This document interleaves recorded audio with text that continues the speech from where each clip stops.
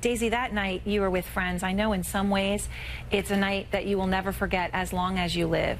And in other ways it's hard to remember it. And you were with that senior who's a football player. What do you remember? I remember going out of my window after drinking with my friend, who was 13 at the time. We were watching scary movies and just having a fun time. And after we snuck out, we got into this car where Matt picked us up. And he drove us to his house, and we snuck into his house through his basement window. And I went to go sit on the couch, and he gave me a big glass of a clear liquid. And that's all I remember. And that's all you remember. And Melinda, then you woke up in the morning and you find Daisy scratching on your door, barely conscious, in below freezing weather. When did you realize that something horrific had happened, that she'd been sexually assaulted?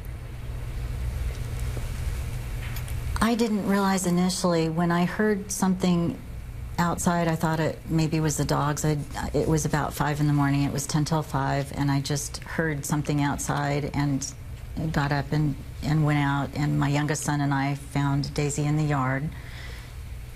Her hair was wet and frozen, and she didn't have any socks or shoes or anything on her hands, and it was very cold. There was frost on the ground, and it was about 22 degrees.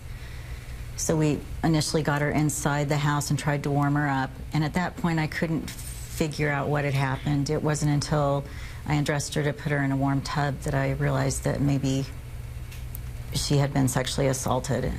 So I asked her if she was hurting, and she said yes and started to cry. Melinda, I have to ask you this because this seems to be the one big question in the case. The prosecutor in the case hasn't returned our calls. We did try, but the sheriff that you just heard there, Darren White, said he was ready to prosecute. He says that Daisy was raped, but he says that those charges were dropped because you chose not to testify or to have Daisy testify. Is that true? What's your response to that? That's absolutely not true. And they did talk to Daisy that night. That morning. They talked